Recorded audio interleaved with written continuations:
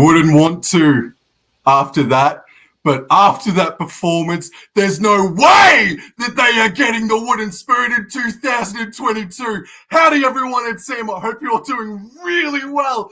Thank you so much for the continuous support. And if you're new around here, I hope I can get you to consider liking the content and subscribing to the channel. That, ladies and gentlemen, was the biggest win over the Brisbane Broncos since 2006, since we last played them on a Sunday afternoon. 38 points to 12. If it wasn't for that last try from Brisbane, it would have been the biggest win in the club's history over the Brisbane Broncos. Let's start with the review. I'm going to say, so Jake Turpin put a high shot onto Tommy Gilbert, and Valentine Holmes snuck the penalty goal over.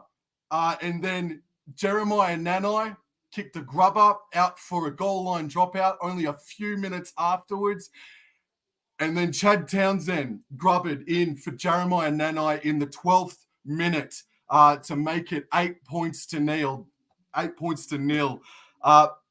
Immediately, there was a nice sweeping play out for Valentine Holmes, and Valentine Holmes went straight up the guts, and he could have offloaded it, could have done something special, but he held on to it, and then the Cowboys, unfortunately, threw an intercept pass to Corey Oates, who then went 16 meters upfield. And then I thought, this is going to be the turning point now for our momentum. And the Cowboys stuck in there so well, belted them away from the goal line.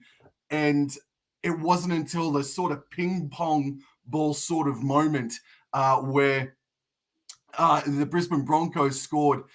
Now, what's my opinion of it? So it was a deft kick. Kirk Capewell was nearly offside. I thought he was all right. Then Capewell got his boot to the ball, and then Herbie Farnworth, he got a touch to it. Now, I think that's just one of them calls in rugby league that just didn't fall the way. The camera angles weren't sort of in line, so it's really hard to tell. But ultimately, it was Kyle Felt that friggin' tackled Farnworth, buddy, 10 meters off the ball anyway. So it was a penalty try to the Brisbane Broncos in this game, and it was deserved as well. So I think all is fair in love and war, and I was happy to cop that as well. And then in the 18th minute, I should say. So that was from the 25th minute, I should say. So that happened in the 25th minute, and then a couple of moments after that, the Brisbane Broncos bombed a try themselves. And you could say that Valentine Holmes' tearaway down the paddock was a bomb try as well. So both teams were dealing with bombed tries. And also to add on to that, Jordan Ricky and Cohen Hess, they both had to come off the field for different injuries. Cohen Hess for a shoulder complaint, maybe an AC joint complaint as well. And Jordan Ricky for busted ribs, and he went off to go get scans as well. So the best of wishes to both of those players in the meantime as well. And then in the 30th minute, so that bomb try from Adam Reynolds happened in the 30th minute. And then there was a moment in the game where I thought the only blemish on the referee, the Savo, in my opinion, was when Griffin Neame, in my opinion, went past the horizontal by Kobe Hetherington. And then immediately one play later, he was then put on report, but there was no penalty given for the North Queensland Cowboys. And I thought, no, that's something that went against us. But hey, Kobe Hetherington's on report, and it didn't mean much in the end anyway. And then in the 39th minute, after we repelled the Brisbane Broncos multiple times, our defense was so good. We made our way downfield off the back of another penalty. And then there was a really nice movement where Jason Taumalolo was looking to maybe pass to one of three options: Tom Gilbert, Tom Dearden, or Hamiso Tabuai-Fidow. And it just completely rocked the Brisbane defense just before halftime siren went. And then he actually feigned it and passed it to a bulldozing Griffin Neame, who I think scored his first ever try in the NRL. So Griffin scored a try right on halftime. Valentine Holmes kicked the conversion goal, and the score was 14 points to 6 going in at halftime. The possession was actually 51% to Brisbane. The completion rates was so high. It was a high quality first half of rugby league. 84% completions to Brisbane, 88% completions to the North Queensland Cowboys. The missed tackles, though, was unreal. Brisbane Broncos missed 8 to the Cowboys, 28 missed tackles, and yet somehow we were in the lead. Somehow we came out in that second half and only made approximately 12 more missed tackles. That's approximately. Some of the standout plays in that first half, Kyle Felt, Jason Taumalolo, and Tom Gilbert were equal with 8 runs each, and equal high team high.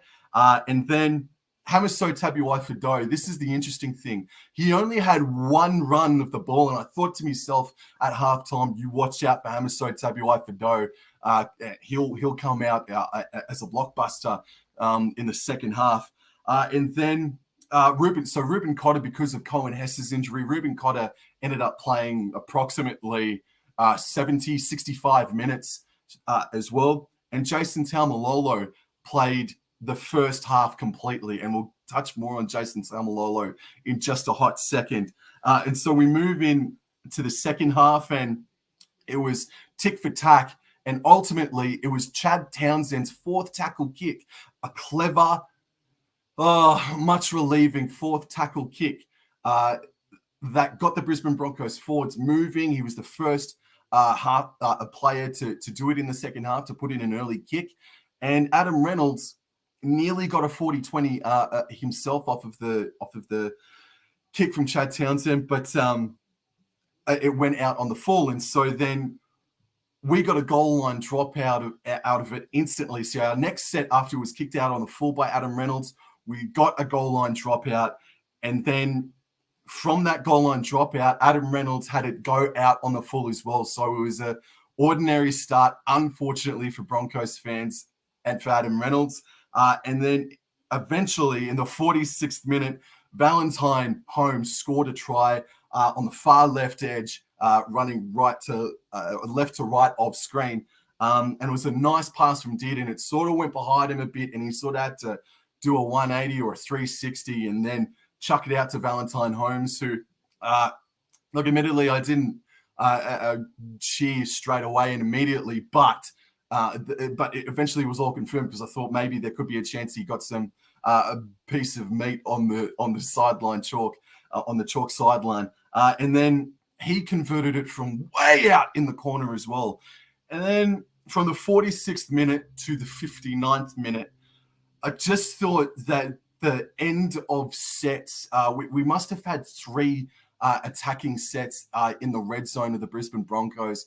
And I thought our end to sets for that 10 to 13 minute period sort of let us down a little bit. We sort of got a little lost. And that was when Jason Taumalolo, in hand and coincidentally, I guess, went off the paddock as well. Jason Taumalolo played the first 50 minutes straight and did not come back on for the rest of the game. I'll touch even more on that in just a hot moment.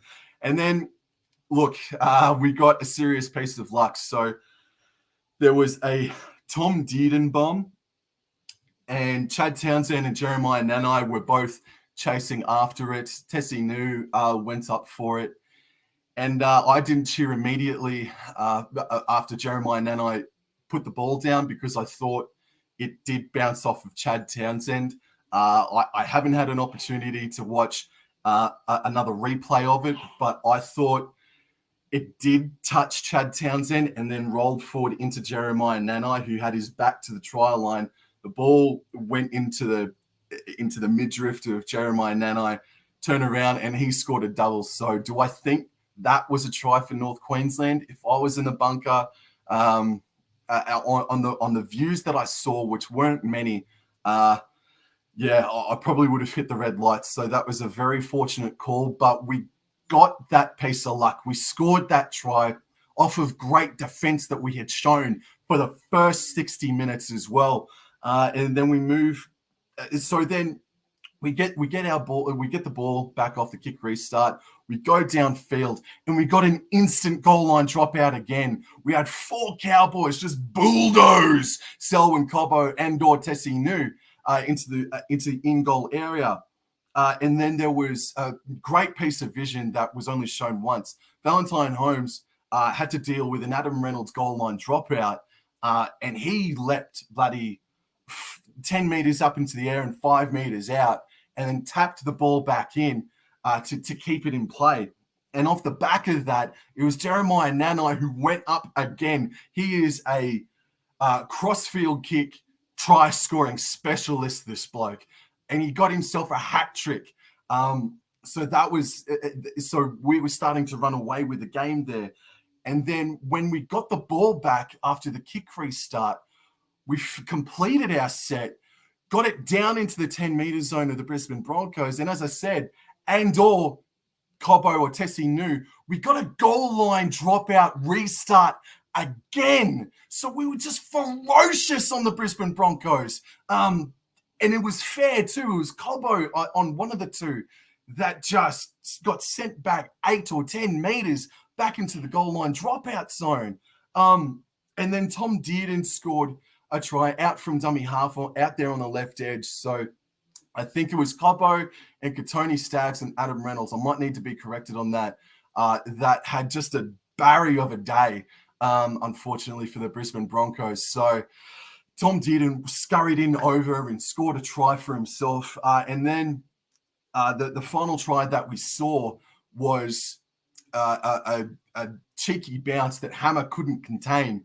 And it was a try to, I don't even remember who it was. I just was partying so hard to myself. I even stopped writing down friggin' notes because I just had to soak it in. That is the best performance in 3 or 4, 5 years. I feel like I've come onto this YouTube platform over the past month since the trials have started, and I've said, that's the best performance in years, or that's the best performance in years last week. Now we back it up again. That is the best North Queensland performance in at least 4 or 5 years, man.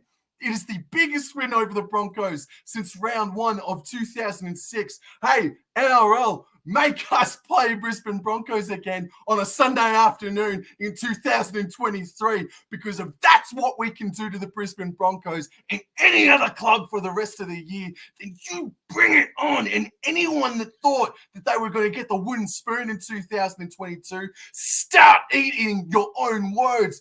I can be this excited. It's been 4 years of really ordinary stuff. I cannot be any more proud of the boys. I cannot be any more excited for the city of Townsville. It is so good. It is sensational. They were committed. They completed the ball. I'm spitting everywhere like a waterfall in friggin' June. They completed it 89%. They only dropped the ball 4 or so times today, North Queensland. Their defense was committed. Now, were the Brisbane Broncos off kilter and not at the level and energy that they needed to be for a Queensland derby, the Battle of Queensland?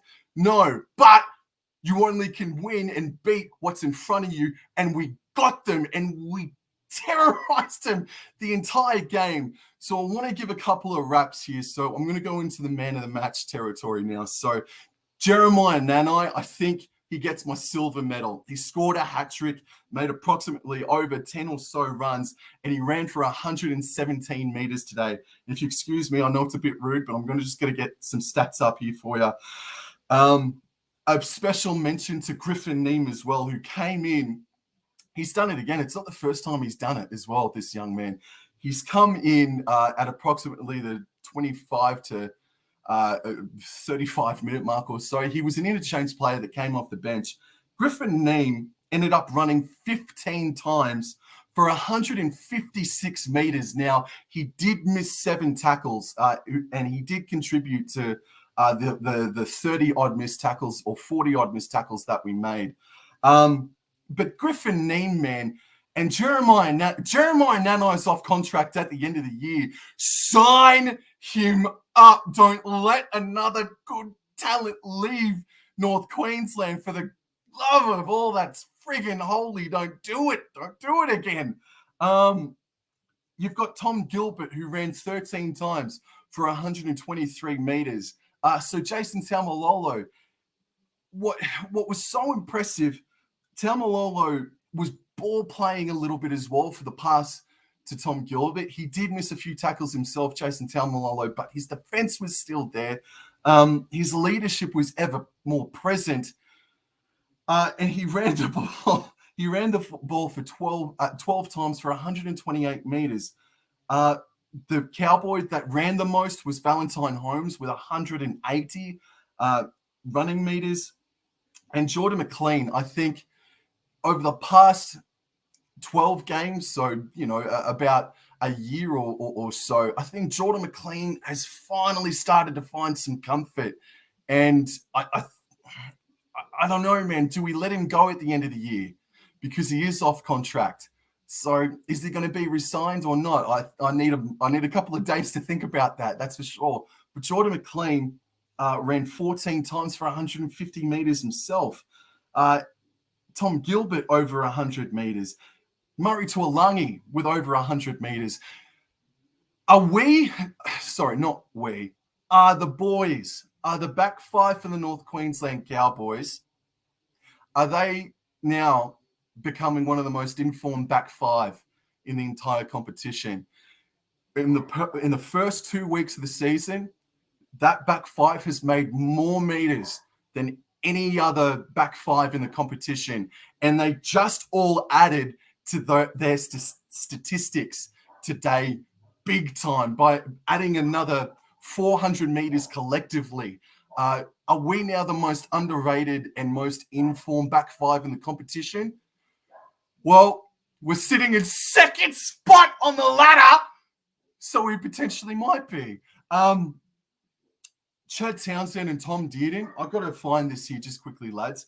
I haven't seen a number like this ever since I've started doing these reviews and statistically looking at other players. But Chad Townsend, man, I thought he was great for us tonight, or the Savo.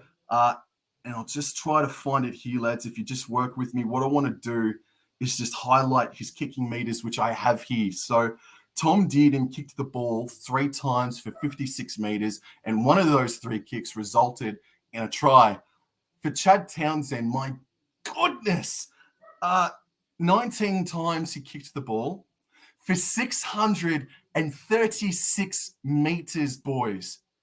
Chad Townsend has heard all the talk in the offseason. He's even heard me question why he's been brought up for 850K. He's heard everyone doubt him. And in the first 4 outings he's had, I've got to give him an 8 out of 10 so far for his season. Chad Townsend is proving to be a serious purchase, and now, in my opinion, can be talked about as buy of the year. That is something not a lot of people had in their minds at the start of the year. Hell, not even me. But now you got to start asking the question now, is it Chad Townsend that could be the buy of the year? Yeah, Nico Hines is killing it at the moment, but Chad right now is absolutely smashing it as co-captain of the North Queensland Cowboys. So let's go from the bronze to the silver to the gold medalist now. My bronze medalist for this evening, for this afternoon, I've got to give it to Chad. I'll give Chad Townsend the bronze medal. I thought he was so good for us, and I thought he was the better half in comparison to Tom Dearden. My silver medalist for the Savo is Jeremiah Nanai. How could I not? He made a marked improvement over his defense last week. Last week he missed 10 tackles. This week he only missed 3. So he really focused in on his defense. So congratulations to the young man, and especially for scoring a hat trick as well. But for me, Valentine Holmes, I can't believe I'm actually about to say this because it's just been so long. But I got to give the devil his due. Valentine Holmes was the man of the match tonight, And I think that's potentially the best performance he's put in Cowboys colours. Third time is turning out to be the charm because he is doing things in the centres that he hasn't been able to do over the first couple of years. So Valentine Holmes gets my gold medal tonight. He kicked 6 from 6, and not all of them were from directly in front. A couple of them were from way out wide as well. So my bronze medalist is Chad. Silver medalist is Jeremiah Nanai. And my man of the match today is Valentine Holmes. Again, 4 years of bottom 4 footy for the Cowboys. And I just got to soak this up. I want to soak it up. That's the best win. That's the best effort that a Cowboys team has put in since 2017 or 2018 when Jonathan Thurston had his last ever game in Townsville and they got the Parramatta Eels. Fair dinkum. Just amazing. And now we have the Sydney Roosters next Saturday.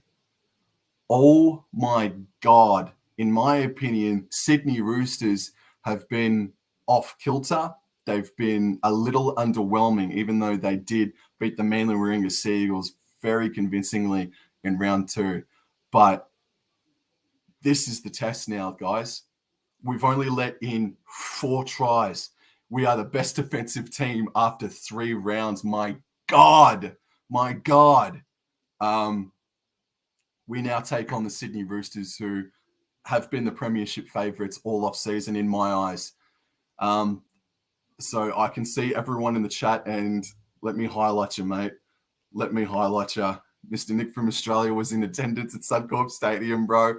Oh, man. So Sydney Roosters next week up there at QCB Stadium. We're going to find out what North Queensland are fair dinkum all about. Absolutely. Now, we know after today's result, they ain't the wooden spooners this year. But next week at home against the Sydney Roosters, we're going to find out if they're going to make the finals this year.